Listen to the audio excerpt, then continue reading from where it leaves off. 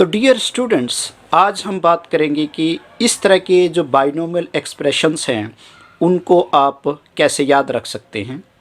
इस तरह के एक्सप्रेशंस को याद रखने में स्टूडेंट्स को अक्सर डिफ़िकल्टी फेस होती है।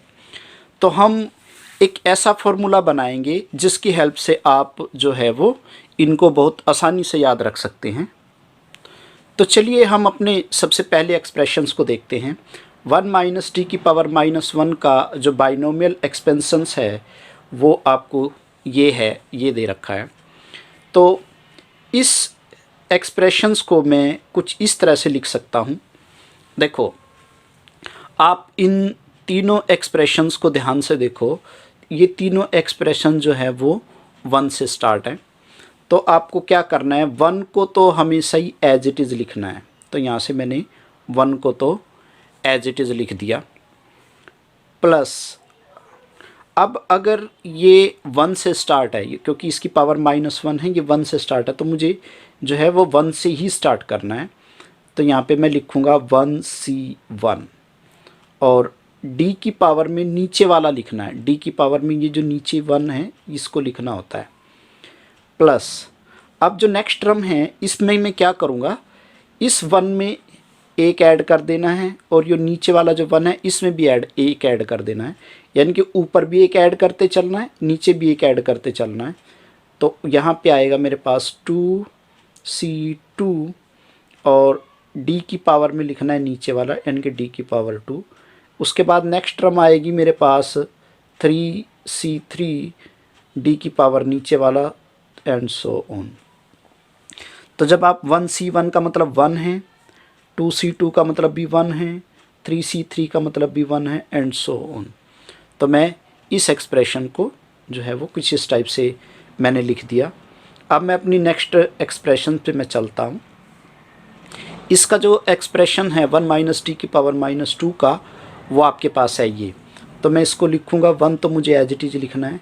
अब ये -2 से स्टार्ट है तो मैं यहाँ पे 2 से स्टार्ट करूँगा। तो 2C1 d की पावर नीचे वाला, प्लस 2 में एक ऐड कर दो 3C2 d की पावर नीचे वाला, 4C3 d की पावर नीचे वाला, एंड सो ऑन। 2C1 का मतलब भी 2 है, 3C2 का मतलब भी 3 है, 4C3 का मतलब 4 है, एंड सो ऑन। यहाँ पे अब मैं जो है तो इसको मैं लिख सकता हूँ 1 प्लस, अब यहाँ पे देखो क्योंकि पावर -3 है तो मुझे 3 से स्टार्ट करना है। 3C1 d की पावर 1, 4C2 d की पावर 2, 4 में एक ऐड कर दो 5C3 d की पावर 3, एंड सो ऑन।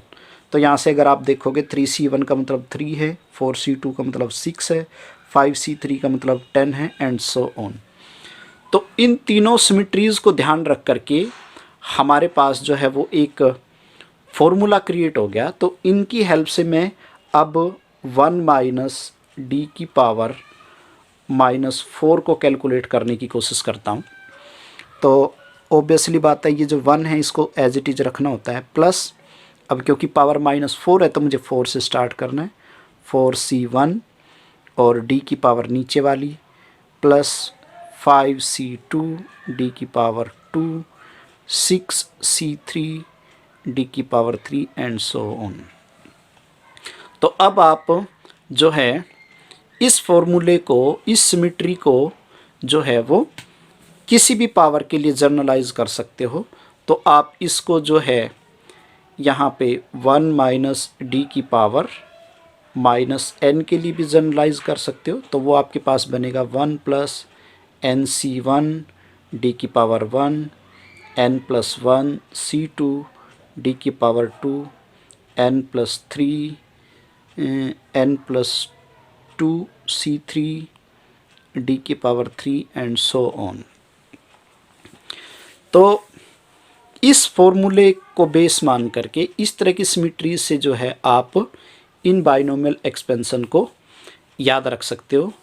तो इसमें मैं एक चीज़ आपको और बताना चाहूँगा कि अब जो है यहाँ पे ये जो 1 प्लस डी की पावर -1 है, हम इसको भी जो है इसी सिमिट्री की हेल्प से लिख सकते हैं। तो 1 माइनस डी का मतलब क्या है, 1 प्लस डी का मतलब है 1 माइनस डी और ये पावर -1। तो ऑब्वियसली बात है ये 1 माइनस डी वाला केस बन गया ऊपर वाला, तो मैं इसको लिख सकता हूँ 1 प्लस 1c1 ये d की पावर 1, तो इनके माइनस डी की पावर 1 आएगा, तो ऑब्वियसली बात है यहाँ पे माइनस का साइन आ जाएगा, प्लस 2c2 माइनस डी की power 2 plus 3c3 minus D की पावर 3 एंड सो ऑन। तो इसमें ये जो है वो अल्टरनेट साइन जो है वो अपने आप ही प्रोड्यूस होते जाएंगे। तो इस तरह की फॉर्मूले से या इस तरह की सिमिट्री से आप जो है वो जो है इस तरह का एक्सप्रेशंस जो है 1 माइनस डी की पावर -n को जो है वो आप याद रख सकते हैं। तो चाहे यहाँ पे 1 माइनस डी की पावर -n हो या 1 प्लस डी की पावर -n हो, तो उनके लिए हम इस सिमिट्री से उनको बहुत आसानी से याद रख सकते हैं। अच्छा, दूसरा यहाँ पर देखो आपको जो है वो NCR का मतलब पता होना चाहिए। तो ये आपके पास ऑब्वियसली होता है n factorial over r factorial n minus r factorial. तो ये हमारे पास फॉर्मूला था इनको इस तरह के बाइनोमियल एक्सप्रेशंस को याद करने का।